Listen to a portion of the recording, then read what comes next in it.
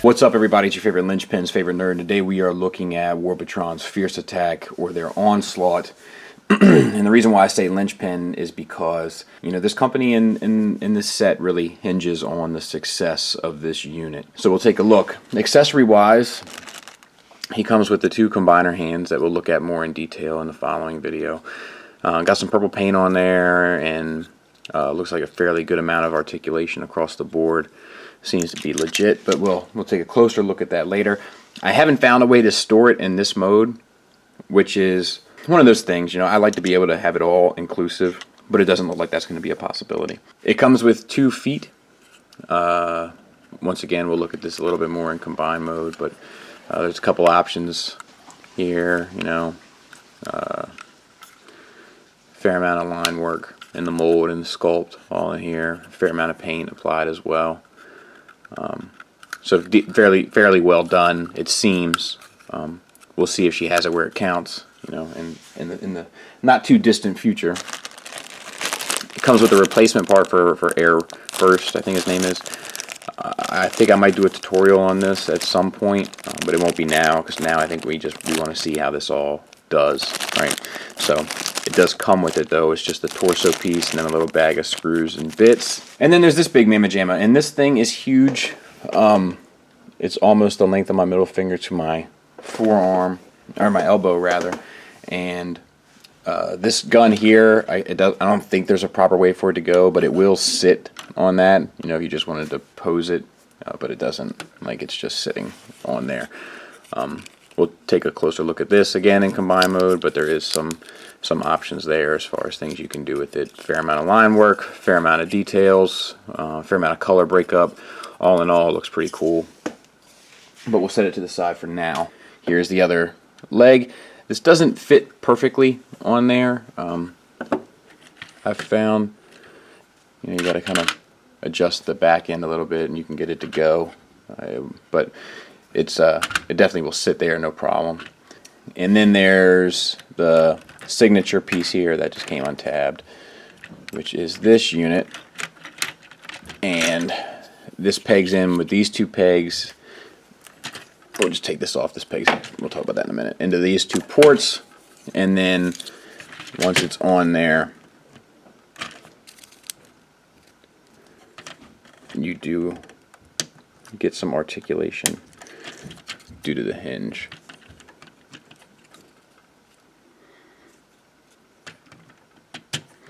So you go up to about there, and then down to the cab. No real problems. These also come out to the side if you prefer that look. These are on a hinge. Good line work, decent amount of paint applied. You know, we got yellow, grays, silvers, purples, so that's all cool in the gang. And then we have this piece, which of course is Bruticus's signature chest piece. This has a hinged peg here with a port in it that tabs into this there. It does not create the best connection in the world, but you can sit it down and then it cradles the 2 cannons that were up on top. And that is that. We'll talk about that more later. So got a little paint mishap right there, straight away. So here's the truck. Rolls like a champ. You have this piece here that articulates down, so if you have, say, brawn on there, you can, or brawl rather, you can come on down there, you know, if you're getting your make-believe on. And it's pretty good. It's a good size. You got these side mirrors here, and they can fold against the body, but pretty cool. Very military-esque. I like the modern kind of take on it. pretty cool. No real complaints at all.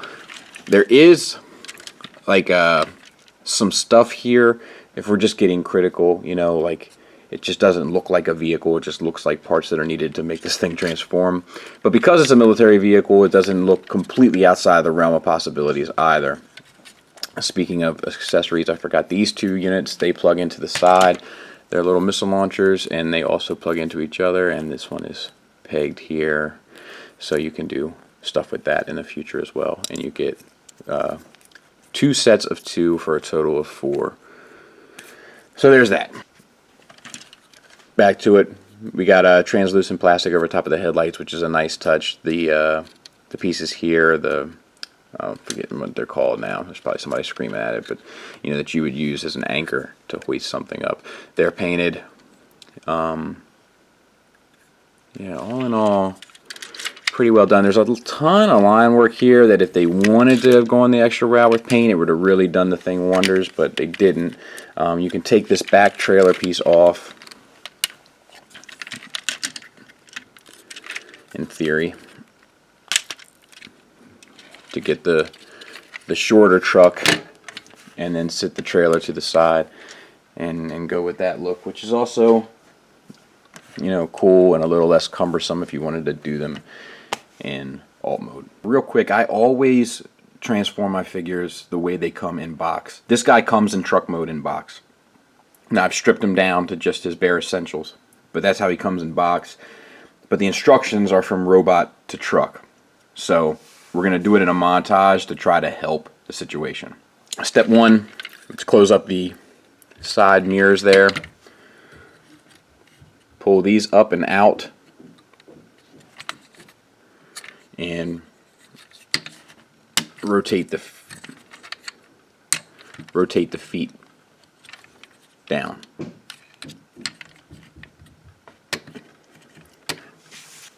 I gotta pry this one open a little bit.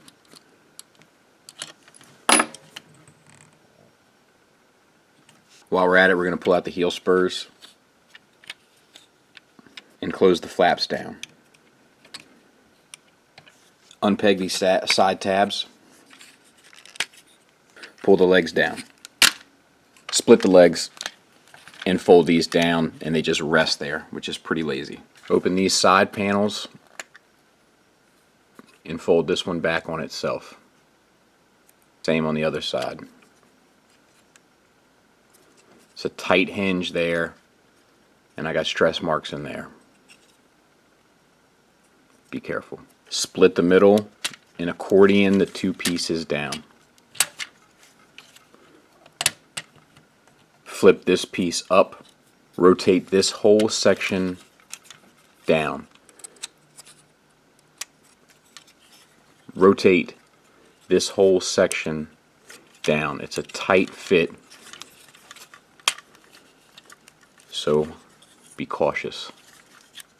These 2 tabs plug into there. On the back side, open this up. Give yourself some clearance from the Bruticus head for the Onslaught head to flip forward. Once that's complete, you can close this all back up, in theory. There we go.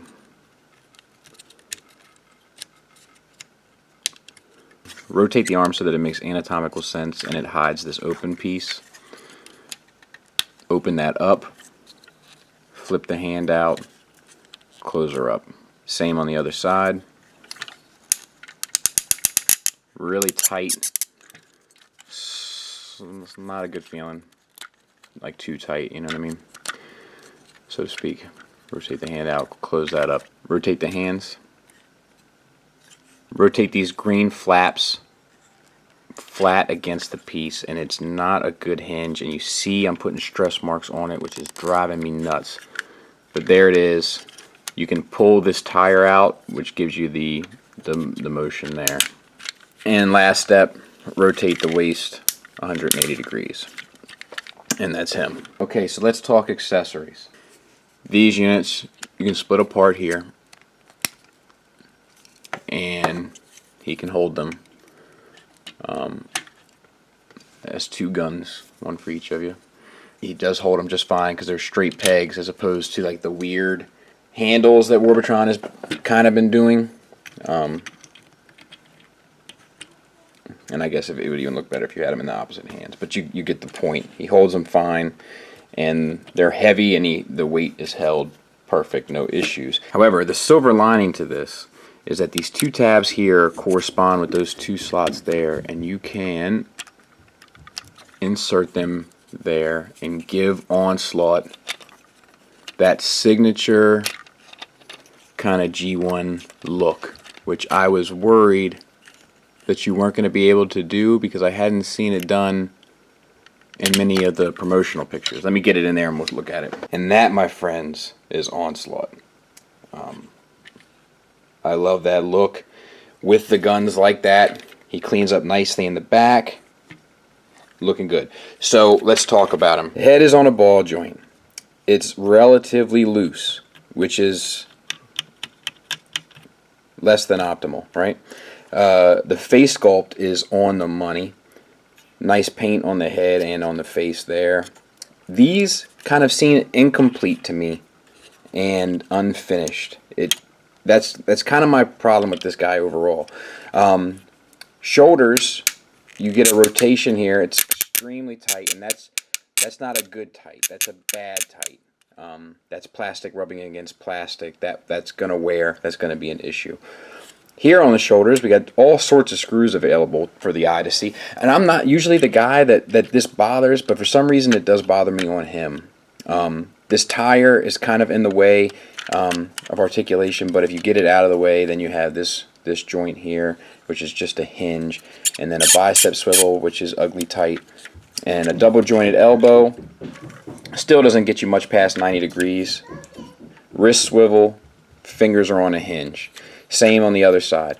Not much paint there on the shoulder. We do have a lot of paint and tech detailing and all that kind of stuff up on top, but you don't get to see it.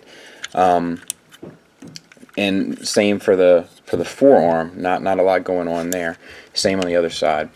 For the waist, the windshield and stuff looks great. You got 3 different colors of paint. This light silver, this light gray, and then this dark gray. This purple here has bled through onto the turquoisey type green there, blue. The olive green looks great. You got a waist swivel. You got universal hips. Get you out to about there and then down, and they're ratcheted front and back, and the skirt rotates so it allows you full range of motion.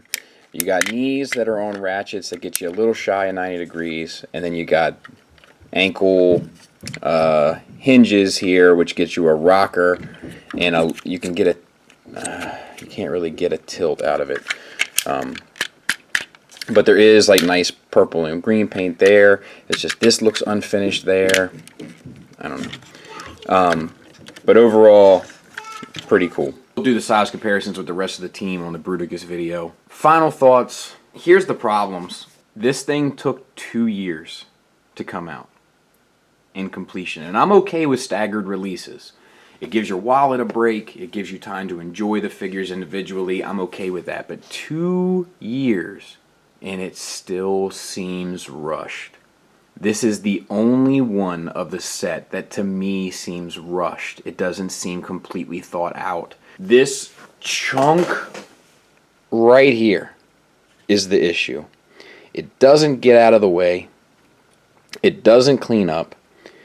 It throws the whole thing off. It limits articulation. It seems like so much time was taken on so much of this, and then they got to this point, and it was like Friday at 4:30, and they were like,